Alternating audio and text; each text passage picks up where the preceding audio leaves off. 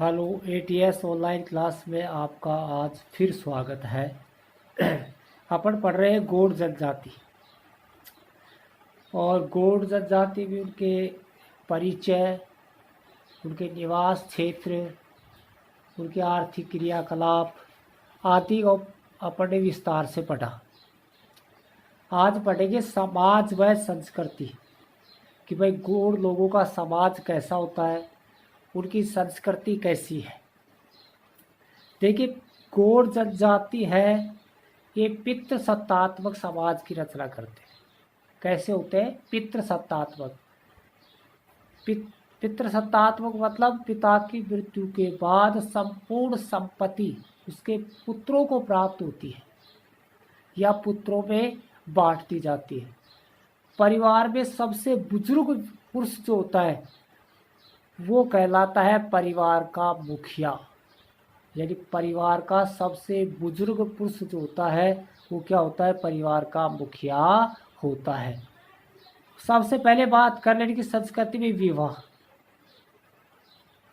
अब भाई इनमें विवाह कैसे होता है?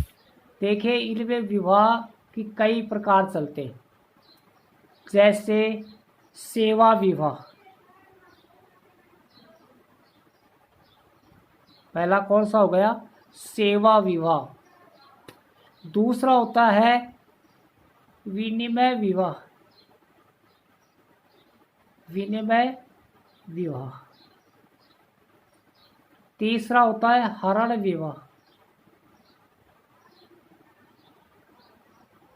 तीसरा कौन सा है? हरण विवाह। चौथा है विधवा विवाह। विधवा विवाह। यानी विवाह की कितनी प्रकार हो गई कि 4। सेवा विवाह। सेवा का मतलब होता है कि लड़का लड़की के घर उसके परिवार के यहाँ काम काज करता है और जब लड़की के माता पिता उसके काम काज से प्रसन्न हो जाते हैं तो उस लड़के के साथ अपनी लड़की का विवाह कर दिया जाता है। तो वो कौन सा कहलाता है? सेवा विवाह। दूसरा होता है विनिमय विवाह। विनिमय का मतलब है वधु मूल्य चुकाकर, यानी लड़के का पिता लड़की के पिता को वधु मूल्य देता है और उसके बदले में क्या करता है? विवाह करता है। तीसरा है हरण विवाह। हरण का मतलब है लेकर भाग जाना, कि लड़का लड़की को लेकर भाग जाए तो वो कौन सा कहलाएगा? हरण विवाह। और चौथा है विधवा विवाह। किसी गौड़ स्त्री का पति मर जाता है तो उसे पुनः विवाह करने का अधिकार प्राप्त होता है। इनकी सबसे बड़ी खासियत है कि इनका जो विवाह होता है वो किसी जल स्रोत के निकट, कहा जल स्रोत के निकट या आम के पेड़ के निकट, कहा आम के पेड़ के नीचे विवाह कार्य संपन्न किया जाता है। और विवाह के समय ये राम धुनी, क्या बोलते हैं? राम धुनी बजाते हैं। क्या बजाते हैं? राम धुनी का आयोजन करते हैं या राम धुनी बजाते हैं। अब आ जाए गांव का मुखिया।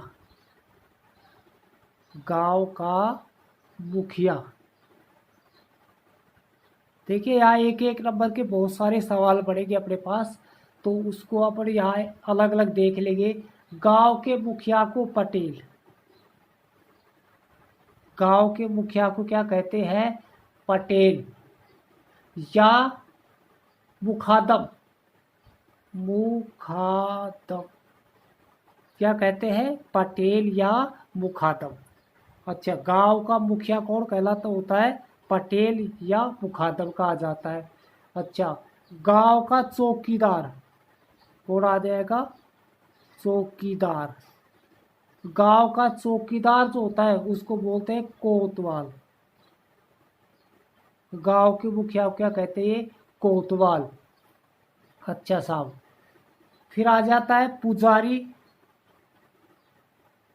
पुजारी होता है उसको, या पुरोहित भी जिसको बोलते हैं देबारी। क्या बोलते हैं? देबारी। यानी गांव के जो पुरोहित होता है, पुजारी होता है, उसको क्या बोलते हैं? देबारी। एक बार फिर से देख लेंगे। मुखिया को पटेल या मुखादम, चौकीदार को कोतवाल, पुजारी को देवारी कहा जाता है। अब आ जाए इनकी भाषा। आखिर ये लोग भाषा कौन सी बोलते, तो देखिए द्राविडियन भाषा। कौन सी? द्राविडियन। द्राविडियन भाषा परिवार के संबंधित माना जाता है इनको। कौन सी भाषा के? द्राविडियन भाषा परिवार। और द्राविडियन भाषा में क्या आता है? तमिल। द्राविडियन भाषा में कौन सा आता है? तमिल व कन्नड़।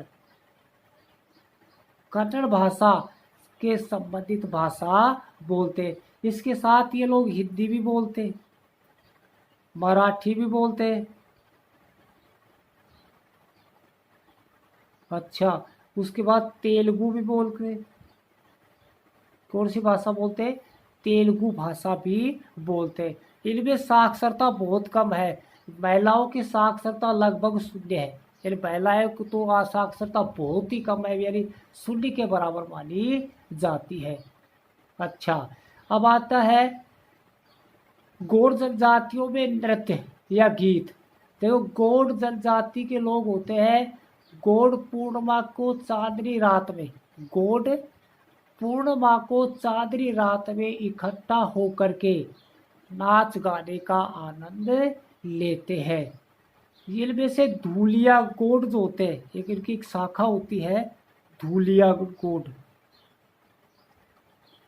धूलिया गौड़ जो होते हैं वो गायन का कार्य करते। किसका काम करते हैं?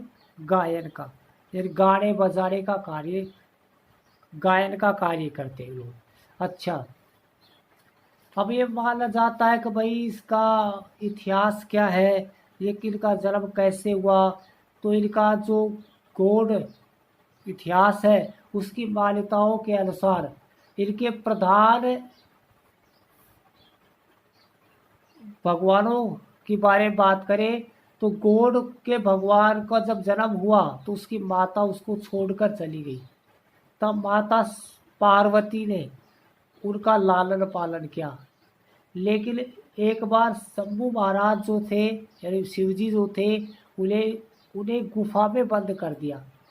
जहाँ शंभू महाराज के जाने के बाद जग्गूबाई, कौन से? उनके पाहेंडे, उनका देवता है पाहेंडे, जो जग्गूबाई की सहायता से उससे गुफा से बाहर निकला और वो 4 दिशाओं में गुफा से बाहर हुआ निकले।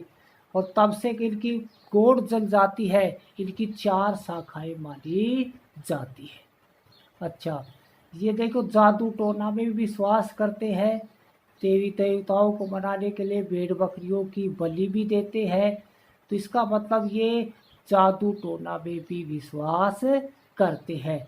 और अगर आधुनिक संस्कृति के संपर्क की बात करें तो आधुनिक संस्कृति के संपर्क में आने के बाद इनके जनजीवन में परिवर्तन आया है और ये आजकल मजदूरी या अन्य कार्य कर अपना जीवन यापन करते हैं। या एक आखिरी बड़ा सवाल आता है, कबाड़ी।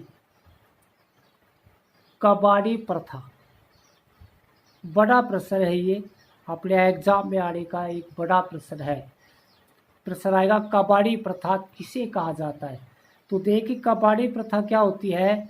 अब गौड़ जनजाति के लोग साहूकारों से धन उधार लेते। गौड़ जनजाति के लोग साहूकारों से धन उधार लेते हैं।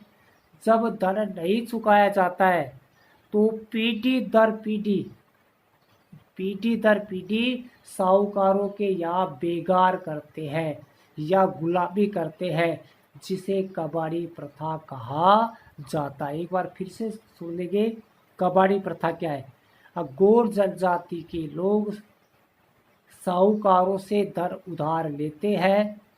जब धन नहीं चुका पाते हैं तो ये पीढ़ी दर पीढ़ी साहूकारों के यहाँ गुलामी करते हैं, जिसे कबाड़ी प्रथा कहा जाता है। वर्तमान में भारत सरकार ने इस प्रथा पर प्रतिबंध लगा दिया है।